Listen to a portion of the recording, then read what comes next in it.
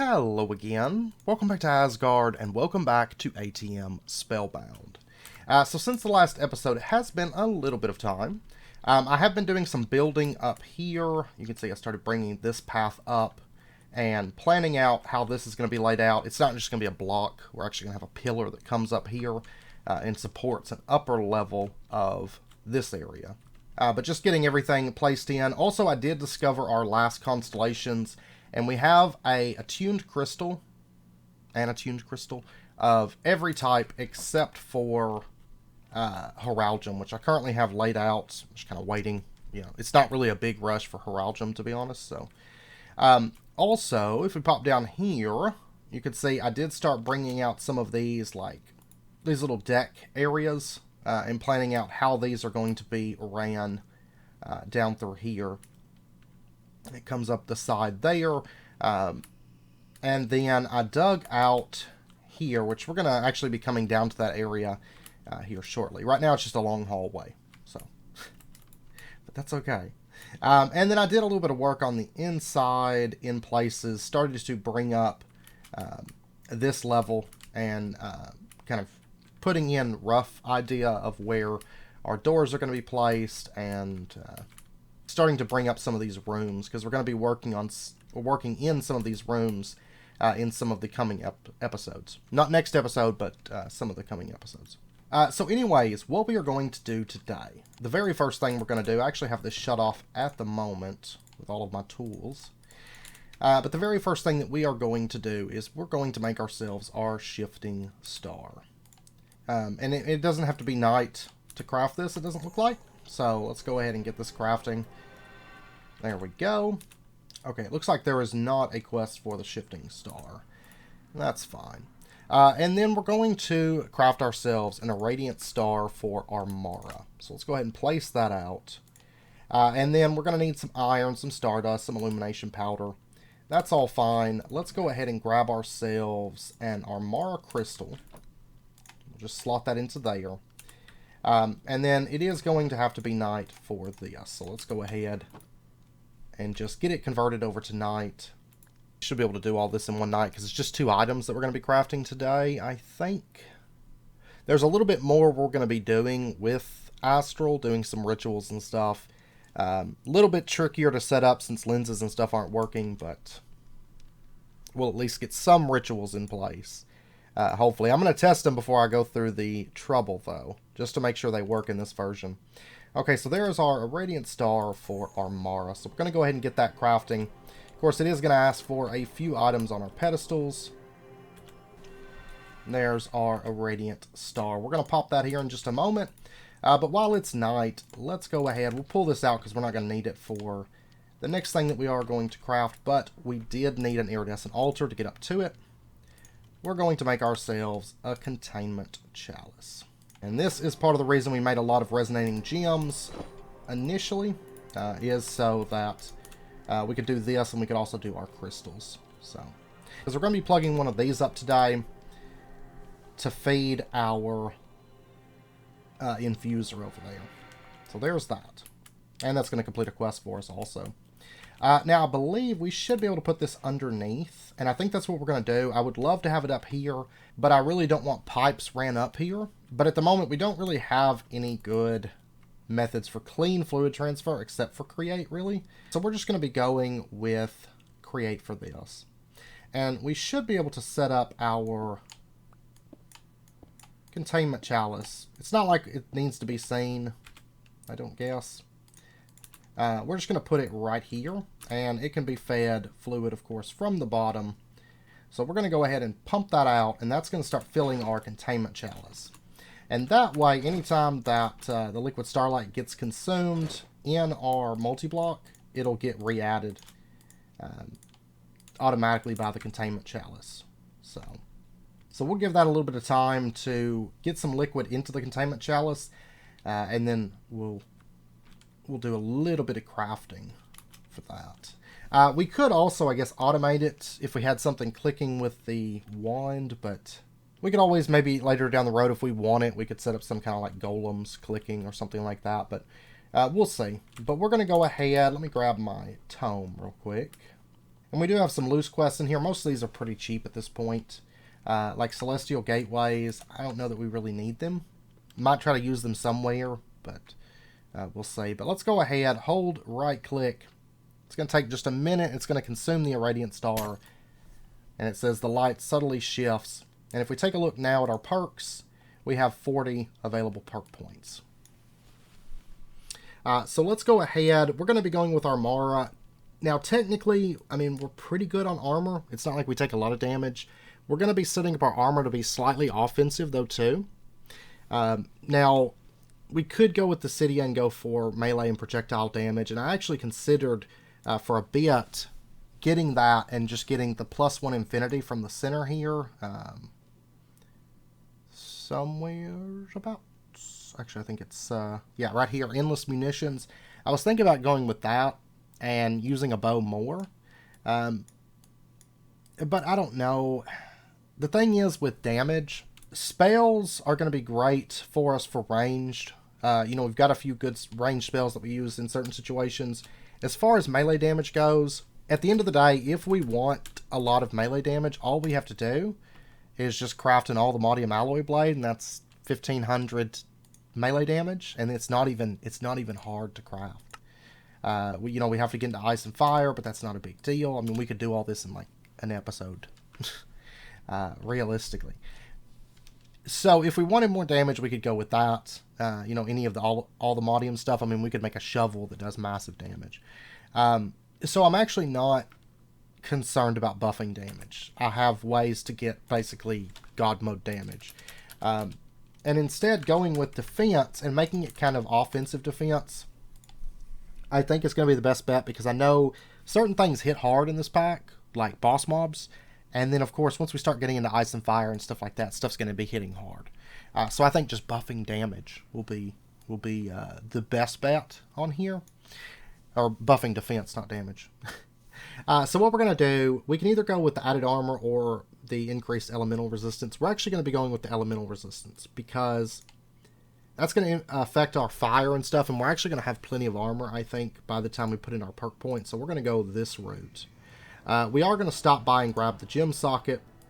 We're also going to go ahead and grab Bulwark for the increased elemental resist and the added armor. And then let's go ahead and grab the dodge chance here and get resilience for the added armor and increased max life. And then we're going to come up, grab the dodge chance here, armor toughness and armor, and then grab this armor toughness and armor. Whoops, there we go. And we'll go ahead and come up here, grab the dodge chance, grab all the increased armor, and grab body blocking, so that 5% of our damage taken is instead directly applied to your armor per armor piece worn. So 20% of the damage we take is applied to durability. And guess what? We have unbreakable stuff, so it doesn't really matter. So we're going to take that. Then we're going to come up, let's grab the dodge chance here. And that way we can come up, grab this dodge chance, grab this maximum life, and grab so that we cannot be knocked back. So regardless of what armor we're wearing, and we don't have to have the Bulwark enchantment like on a shield, we just can't be knocked back. Knockback tends to be pretty annoying, so we're going to get rid of that. And then we're going to come down over here from Bulwark and grab effectiveness of perks and mining speed, and then grab effectiveness of perks here. We're going to go ahead and grab reflected damage, so 5% of melee damage taken is reflected for a total of 15%, and then another 5% here for 20%, and it reflects range damage. So it's pretty nice. Now, if we take a look here at our statistics, currently we have 21.2% of our damage is reflected. Damage done to us. We have 12 armor, 3 toughness, a little bit of decent dodge chance just added on. Effectiveness of perks goes into this, so we don't have to look at that. We do have decent elemental resistance. Some added life. You can see we've actually bumped up to purple now, and we got a little bit extra mining speed, which is not that important. So now at this point, what we're going to do, we have 14 points remaining. We're going to come up, grab effectiveness of perks here, and we're going to come up and grab effectiveness of perks here, and we're going to grab our chakras, and we're going to grab our first Epiphany Node. Now, normally I wouldn't take Epiphany Nodes. However, due to the focuses, they're actually pretty good. So what we're going to do is we're going to pop over and grab this Epiphany node here. And bear in mind that we're getting increased effectiveness of perks off of all these nodes. We're going to grab this increased effectiveness of perks, and we're going to take ourselves a focus. Since we discovered our faint constellations, we are going to take the top section here because we don't want perk experience because it doesn't really matter.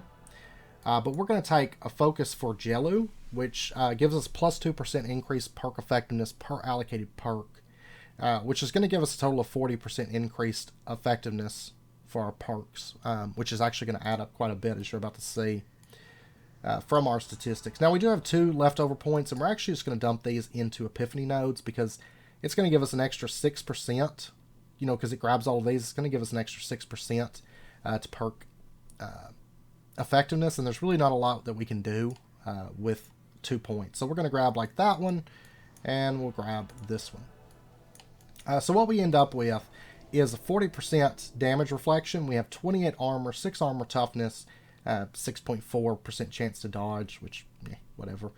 You can see we've got double effectiveness of our perks. We have plus 40% to our elemental resistances, so we're going to take a lot less like fire damage, ice damage, that kind of stuff. We have 24 to our maximum life. We have some mining speed and some perk experience gains. These 2, not that important. This one especially, no value to it. There are some focuses that could turn that into, right here, like Alcara, increases and decreases to perk experience, apply to perk effectiveness instead. That's nice, but also if you're leveling and you do have Volteria discovered, this one is pretty good, but we were max level before we got into faint constellations, so... but I think that's the spec that we're going to go with for our perk points. And just so that we can see our maximum life, let's go ahead and eat a heart. So we are up to pink hearts at the moment. And we're actually going to be buffing it up by like another 10 here very, very soon. Not to mention, we don't have... Well, we haven't gotten into blue and green hearts yet on this. So we still have the potential to get a lot of extra hearts on top of this, like 3 more filled bars. So we're going to end up having massive, massive health. I wish there was like a stat screen you could look at to see your actual armor value and to see like your armor toughness and like your actual health, your current health. That would be great. Okay, so let's pop down. Let's see if our containment chalice has been getting filled up. It has not been. Turn some of that into windowed segment. So it is, liquid starlight is here. Yeah, it looks like we're not actually pumping it far enough. What I'm going to do is bring this pipe connection, the mechanical pump out a bit further. Because the way mechanical pumps work, I'm going to say what's probably happening is it's not able to pump it that far.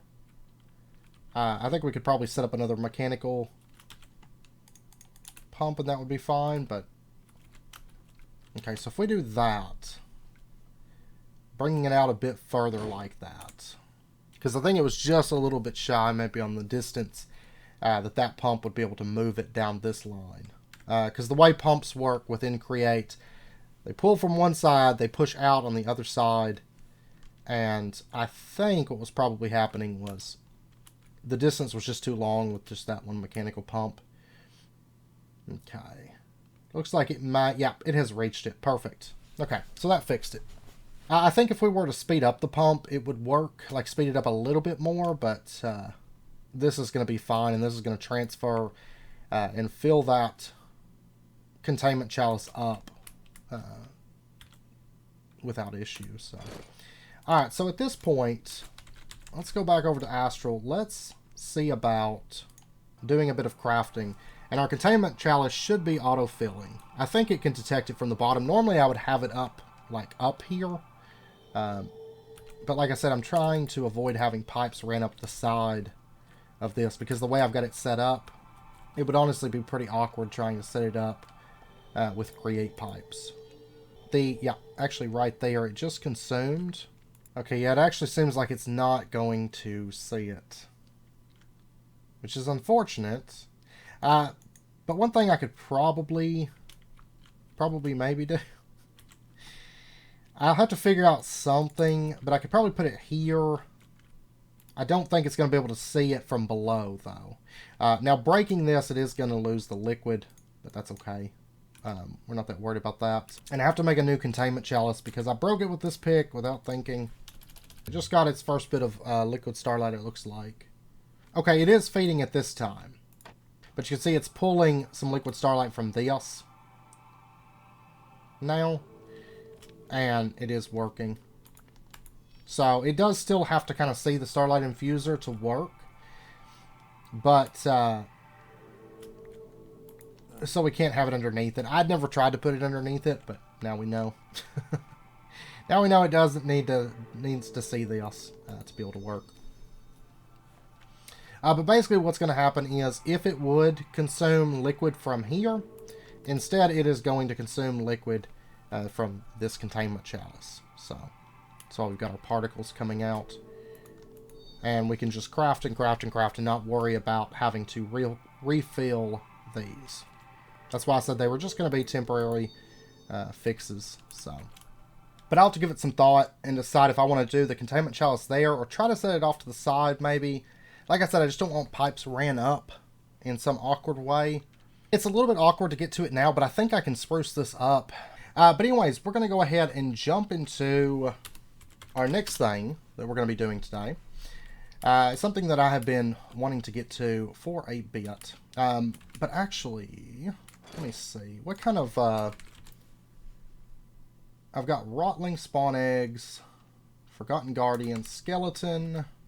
I do have Piglin Spawn Eggs. Okay, I thought I had some lying around. And if we didn't, we can make those with Evil Craft. Now, bear in mind, something I did come across. One of my test worlds, a bit back, I ended up corrupting it. Because apparently if you wear your spectral glasses and I think it's a pixie from Mana and Artifice, if one of those gets turned into a spirit, it will crash. So what I'm probably going to do is just go into the Evil Craft configs and make it so that pixies can never spawn spirits, and that should fix it. But it seems to be the Mana and Artifice pixies that caused the crash. And I think it seems to be a pretty well-known crash, but just a heads up, be cautious of that. I don't know if it's already fixed in the pack or not, but just something I came across a bit back. But anyways, we're going to be popping down into the prison. And if you want to see this carries on to where we saw that exit earlier. We're going to be working down here a little bit in some coming episodes, setting up this space and kind of finishing out the prison section. It's not going to be a massive prison or anything, but it's just going to cover all of our spawning type needs. But anyways, let's grab ourselves, we have a lot of these frost spirit spawners. Let's just grab one of these. And of course I'm also going to be grabbing a stack of clocks and just different things here, some sugar, just our normal spawner stuff. Now this one, you'll notice a big space here. What we're going to do is we're going to be getting into some dark utilities today. First up, let us go ahead and make some damage traps. We're just going to be going with standard damage. Let me make some more black dye real quick. Just a bunch of that. 24 is actually enough though. And let's go ahead and get ourselves some damage traps. I'm going to need 2 more crafts. And we're just going to lay these down at the bottom here. And then what we're going to do is we're going to get ourselves some mob filters. We're going to be going with fire immune mob filters. So let's grab ourselves a bit of these, 24 of them. And we're going to be putting these down. And what they do is, if there's a mob on top of here that is not immune to fire, it will not move through it. But as soon as a mob, like a blaze or something like that, is on here that is immune to fire, it will fall through this mob filter. And then, oh, let me get a comparator also. And what we're going to do is we're going to put our spawner down, hit that with a comparator so it's not going to run. The mob spawn range by default is 4 blocks on these, so we're going to take our blaze rods. I think it's blaze rods, right? Let me just double check. Yeah, blaze rods do spawn range, but nether quartz, if you hold it in your offhand, it doesn't say it in here, but if you hold nether quartz in your offhand, it will reverse the effect. So we're going to hit that twice. And if we take a look at the spawner now, you can see that the spawn range is only 2 on this one, which is what we want, because we're doing a smaller room for this. There's no reason to have a really big room for this. And then we're going to take all the rest of this stuff and just make it really, really fast. So max sugar, max clocks, gas tears, fermented spider eyes, all that good stuff. Well, it actually accepted an entire stack of clocks. I'm not going to make more. If I feel like the speed's not where it needs to be, then I'll make some more. But so there we go. And then we're going to turn this into a piglin spawner. Not piglin brutes. You know, we've got some piglin brute spawners, but I want specifically piglins in this case. And then also, let's go ahead and get ourselves an ender hopper. We're going to be attaching that here. Well, actually, for right now, let me pull this back up. Just to help us out a little bit here, let's go ahead instead and just do a diamond chest for right now. And we'll set this up like here with the ender hopper here. And that's just going to be a temporary thing, but we'll end up changing that over. And then let's go ahead, make ourselves just a couple redstone links. And we're going to put one of them here and one of them right here. The frequency, we're going to set to gold nugget, gold ingot. Or gold ingot, gold nugget. Frequency 1, frequency 2. Frequency 1 and frequency 2. Let's grab our wrench. And we're just going to right click this one. You can't see it, but it would put a little satellite dish on there. No, actually, I'm sorry. I need to right click this one. Because this one is going to be receiving and this one's going to be sending. So if we right click that, you can see it activates the spawner there. Okay, now what we're going to do is let's get ourselves a hopper. And let's also get ourselves a crafty crate for this. And we're going to be going with this because it actually makes the system run just slightly slower. So it kind of controls how much gold we're going to be pumping out. And we'll put the crafty crate in, we'll actually put it right here. So it's kind of dumping off to the side. The hopper there. And then let's grab ourselves, we're going to have a small node network here. And I'll tell you what, let's go ahead and get another redstone link also, now that I think about it. And we're going to put that onto the hopper. And we'll be setting this one to receive as well.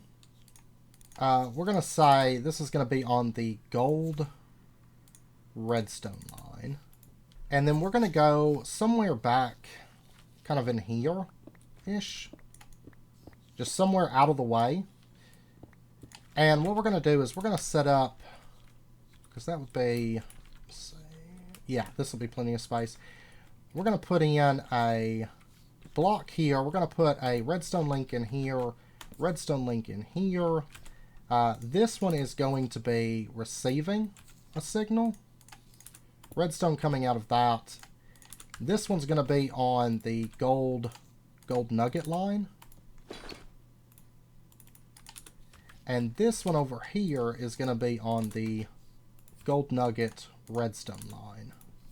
And then we're going to have a redstone torch coming out of that. Okay, so right now, if this had gold nuggets, it couldn't send them out.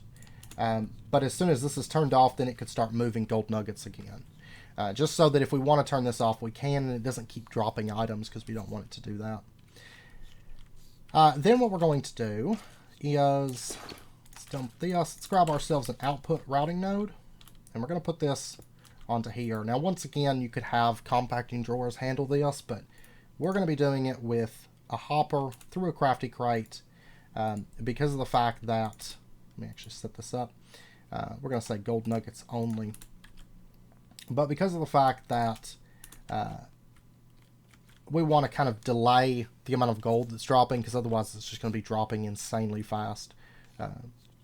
If we had it through, you know, it'd pretty much be dropping all of our gold, and that's not what we want in this case. So that should be good here. Let me go ahead and grab this node so I don't have to come back in here. And we're going to put that node in right there and connect that over. And then we can just block this off Boom, boom. And now at this point, technically, we could activate this. And, of course, piglins, if they're not in the nether, they will convert back to, you know, they'll convert to zombie piglins. And so what's going to happen is they're going to get spawned in here. This is without the gold dropping part. We're going to get to that in just a moment. If we stop spawning for just a moment, they'll fall down as zombie piglins. Super noisy. I really wish there was a better muffler than this. I like just the muffler block. I don't want to have to completely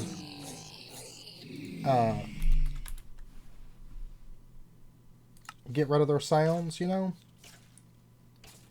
But let's just remove their hurt and death sounds.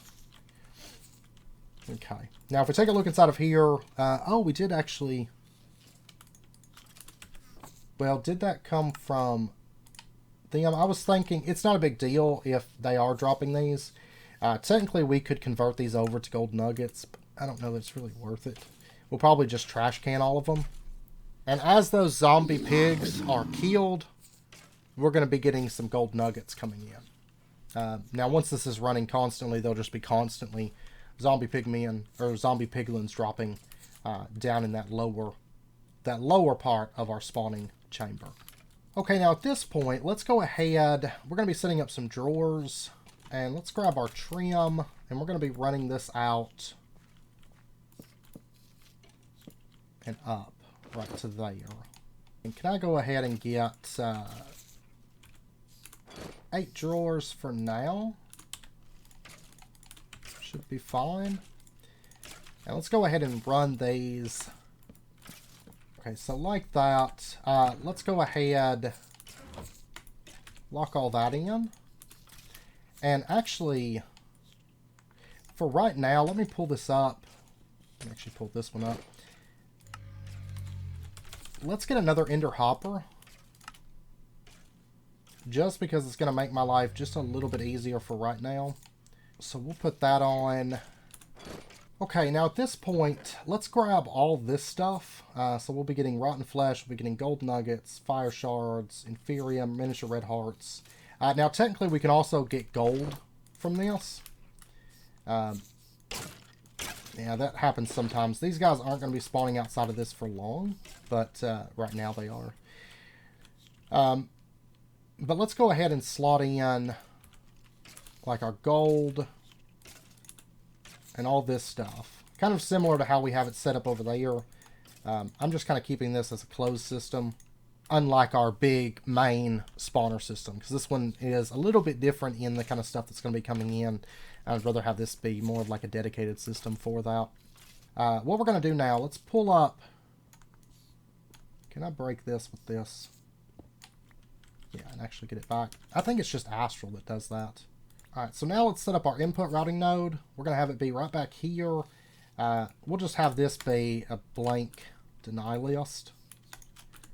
And we'll plug that up, because we're going to be outputting some other items from this system here pretty soon. So that'll be able to insert. Let me grab my node router.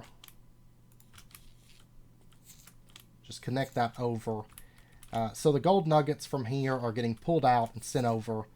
And then if we release this at this point, what'll happen is after this has some time to craft, this, oh, but I didn't think about that. Well, I'm going to take that out of there for now. I've got a plan for that. But if we release it now, what'll happen is it can drop the gold. And we're actually going to get some different items made, because of course they're going to pick it up, they're going to look at it, and then they're going to give us something in return. So we got some blazing quartz, it looks like, over there. And then they get dropped down, and this item, of course, gets left behind. Let's set that up for just a moment. You can see we grabbed a few items there. And let me go ahead and turn off Piglin converted to zombified, because that's making a lot of racket. And maybe Piglin angry too. Because we need to be able to see everything that's... Oh, there's string over there. That's fine. This one can't reach it, but we'll just go ahead and slot that in, because that is something that's going to be coming from this. So we got all of this stuff. We're going to have to deal with the tools in just a moment, but that's fine. So we got anthracite, we got some leather, we got some soul sand, and we got some propel pearls. I thought it was blazing quartz. And then let's go ahead and release that. And kind of at this point, we just have to get all the different stuff that can come from this slotted in. We're going to be getting, I guess, the tools of war from Tetra. I don't know how I want to handle those, because really we're not going to need all these schematics. So we could either trash them, like everything from the Tetra mod gets trashed, and just trash it with all the rest of the stuff, or I don't know. I don't know if that's what I want to go with. Okay, we did get all the modium carrots. So we're going to go ahead and we'll actually slot them right up here, I think. And we got some zombie hearts and some crying obsidian. Getting a lot of fire shards. We're going to be starting into elemental craft soon, and we're going to have so many shards. Oh yeah, we'll also be getting glowstone and nether quartz from this too. We'll be getting just a lot of different materials from this. And at this point, what we have to do is just kind of keep running this and watching it to make sure we get all of the drops. Now, there is one that I know comes from this. So we're going to go ahead and slot that in, actually two.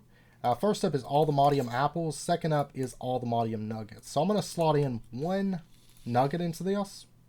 So after a bit, we should see more. Now, it's not a super high chance, but bear in mind, this is going to be running passively in the background constantly. You know, I don't see myself actually ever probably turning this off. And it's going to be producing just a lot of free resources for us that cost us nothing. You know, it's making its own gold.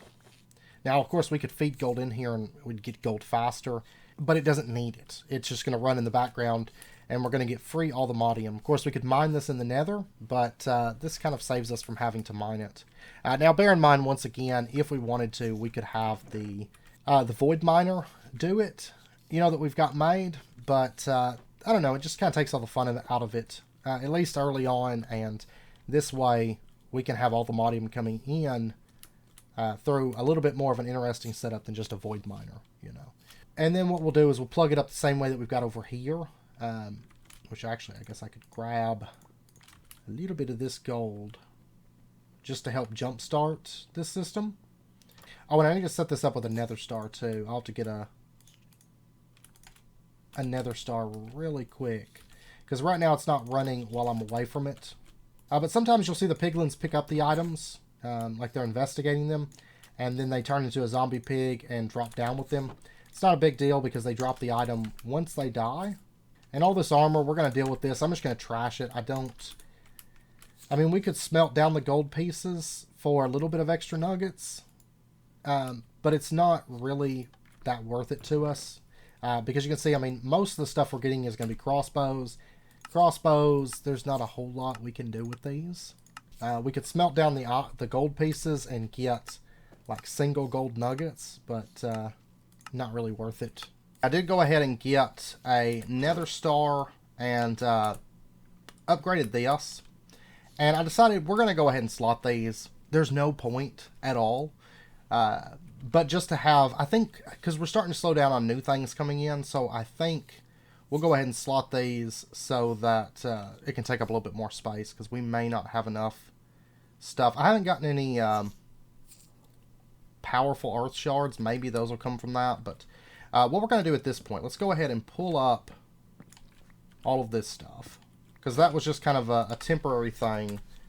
Let's grab our bag of yurting and go ahead, grab that, shift right click, and we're going to set up our chest right here. And let's go ahead and set up our drawer controller slave here. And we're going to get a set of node stuff. Let's also grab a trash can. And we're going to set up a input routing node here.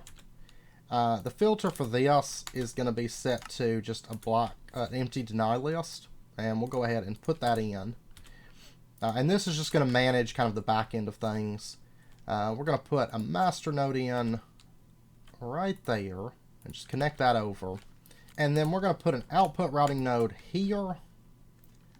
We'll connect this over. This is going to be just a standard filter empty black list, because of course the drawers are going to filter for us. And then we're going to be setting up a trash can. This trash can is going to have crossbows, golden boots, golden chest, helmets, legs, swords, leather caps, iron boots.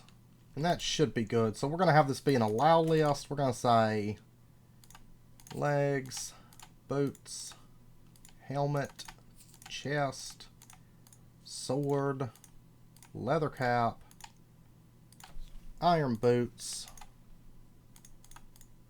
That should be good. Oh, and crossbows. Crossbows also. And then we'll have the trash can set up just right here is fine. Output node, and of course you can filter these the trash can here. But we're not going to filter it here. We're going to filter it on this. And then we're going to put in that. And we'll just connect that over. And so at this point we should see everything getting pulled out. Except for the enchanted books. And for the enchanted books, let's go ahead, just set up an allow list. Books.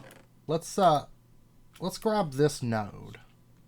We'll pop up to the library. We're going to set a chest up here. This is going to be a different chest than this one. And I am going to need a routing node for this. So let's just connect it to there. And then this, hopefully, this should be able to reach the library. We're going to have a separate output chest for books from this. And then we're going to say this is going to be an allow list for enchanted books. And we'll just drop that into there. So that's going to get enchanted books from that. We're going to set the priority here to say a 9. Let me grab one of these. Because honestly, enchanted books, they're not that valuable to us because we're swimming in the things. And we don't have a ton of uses for them because we have the Botania enchanting. So let's go ahead and put enchanted book into this. So after a certain point, once that chest up there is filled, enchanted books will get trashed. And then at this point, we can just turn this on. And then anything else that the system picks up now, for example, gold ingots, we're going to handle those in just a moment. And then before we turn this system on, what we're going to do for the gold, because sometimes there's going to be gold that gets down there that we want the system to pick up. We're going to be changing over at this point from the Ender Hopper, because this was just kind of a temporary fix. We're going to be changing over to a Hopper Hawk.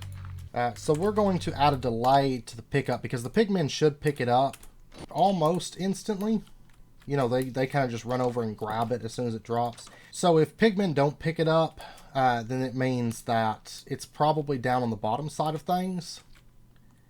And it means that our system should probably pick it up, generally. I'm going to go ahead and charge up this pick for a minute. I'll just leave it there. But this is going to add a long enough delay to pick up that, that it should give the pigmen time to pick up whatever they're going to pick up, and then everything else the Hopper Hawk should grab. So you can see they were able to pick up the gold. There we go. They're very interested in the gold. So it is going to pick up some gold. This is probably gold from the bottom, or if a pigman takes it to the bottom with him, then it'll drop the gold. But we do want gold coming in, because this is also going to be generating us gold and giving us kind of passive gold generation as well. But you can see that we did get another Allthemodium nugget. So we're up to 2. It's not super fast on Allthemodium, of course, but it is going to be passively making those Allthemodium nuggets, which we don't need a ton of them. But having, a passive source of those coming in will be beneficial to us. Now, we could always do a compacting drawer for the gold. But I think I like separating it out because we're getting a little bit of gold ingots coming in, but most of the gold is going to pigmen to make other things. So I think I like that personally. But now at this point, we kind of just need to let this run, and we should be getting in all this stuff, and anything that isn't slotted, all the armor is being dealt with, all the enchanted books are being dealt with, and then anything that isn't slotted should just be backing up in that chest, and then we can deal with it. But they're grabbing the gold about as fast as it drops, because they start running over, and they're like, ooh, gold. So I could probably go with even a lower tier of spores. to be honest. And we actually managed, if we don't get any other items out of this, we actually will have managed to perfectly fill these drawers in. And if we do get like one more item, I can always just do like all the modium into a compacting drawer or something like that, you know. One thing I do want to get up and going is I want to go ahead and start growing some of the dynamism gems. So rock crystal and illumination powder to get those. And we're just going to toss them into the liquid starlight. Now, depending on the time of day that they grow, it changes what the crystal is and some stuff related to the stats. We're not going to worry too much about that because the thing about dynamism gems is if you don't harvest them, then they just go back into a growth stage. So we're just going to let these grow, and you know, they grow kind of like rock crystals. The star metal doesn't really have any impact on them, but it doesn't hurt to be there. So we'll just let these hang out and grow for a bit. And that way we can get something to socket. I think we only got one gem socket, correct? Originally I was thinking about coming up to the middle to get that gem socket, but I ended up changing and focusing a bit more on, you know, the damage reflection and going for that Jellu focus, so I ended up not going to the middle. So we just have the single gem socket from our perk tree. So we'll try to get a really good gem for that. It's all going to kind of come down to luck. And let's take a look. This has been running for just a minute here.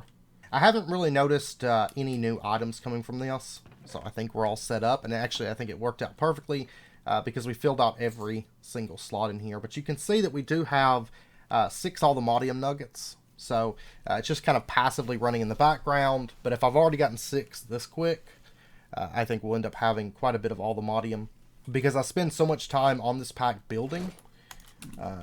And this is, once again, this isn't a pack where we need like 1 million resources coming in. So if it was, we would have the void miner set up already, but it's not, which for me is preferable because it means we're able to do setups like this and actually get out in the world and do things, which is wonderful. But you can see we've got a lot of items coming in, a lot of variety too. So not a ton of nether quartz coming in, but we are occasionally getting that. But we are getting a lot of ender pearls coming in from this. 4 stacks already. A lot of crying obsidian, which is great because I do want to use that for building because there's all these different chipped versions. But of course, to make it, we would have to do mana weaving or go with this method here through turtlemancy. But now we've got it coming in mass from this.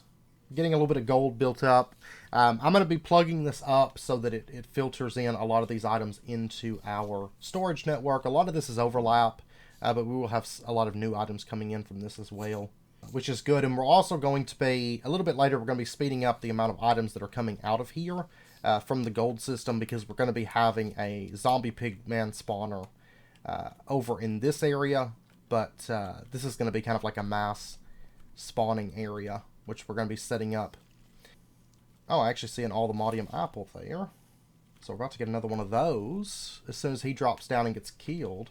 Yeah, there we go. So, but yeah, so this system is working great, and it gives us a way to get some all the modium nuggets, and like I said, it'll get a little bit faster here soon. But for right now, even right now, it's plenty fast for our needs because as soon as I start building something, I'll come back and I'll have a bunch of all the modium and a bunch of all this stuff. So, oh, and we did just get our very first new item. We got soul compost from Nether's Delight. So there is at least one more item. I'm going to let it run before I make any adjustments to drawers. I got to get the back wall put on this. Because the placement of that other spawner allows them to spawn occasionally just outside the back wall for that druid spawner. But yeah, so this system is pretty much up and running. Now, I will say I did originally consider doing fortune killing for this using R's spell turrets. But I decided to wait for the spell turrets in the fortune-based killing for over here. We'll get into that a little bit later, but we're going to be using R's spell turrets for killing over there. It just felt like a waste for this small of a setup, to be honest, so I didn't bother with this. So we will be speeding up the amount of gold nuggets that are coming in here later. But for right now, this is fine because we're just getting rid of the leftover pigs from this system. And then this will be kind of where all the pig trading happens. But once we get that fortune killing, then we'll have a lot more gold nuggets coming in. It'll probably get pretty quick at that point. But anyways, I know it's about wrapping up point for this episode. So next episode, we're going to be going back into the Abyss. I'm probably going to be going ahead and recording that so I can go ahead and jump in there because I need access to Abyss building materials and Abyss dimensions to get back trying to fix all the stuff that got broken. But I wanted to do it as an episode because the Abyss mod has changed a bit. A lot of stuff has been added, and the dimension as a whole has just gotten better. You know, I always thought the dimension was pretty good before, but it was, you know, it was rough around the edges. Let's be honest. But a lot of those edges have been polished, and the mod is a bit better because of it. So it was well worth it. You know, even though we lost a lot of stuff, it was well worth it.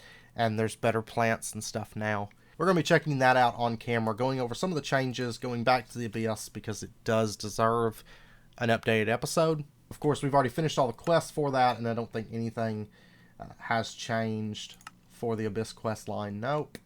So we'll be going back to that next episode and spending an episode there. So, anyways, I hope you guys enjoyed the episode. If you did, as always, be sure and hit that like button and go ahead and subscribe if you're not already to stay updated with when new videos come out, and I hope to see you guys next time. So until then, as always, do take care, stay safe. I'll see you guys then.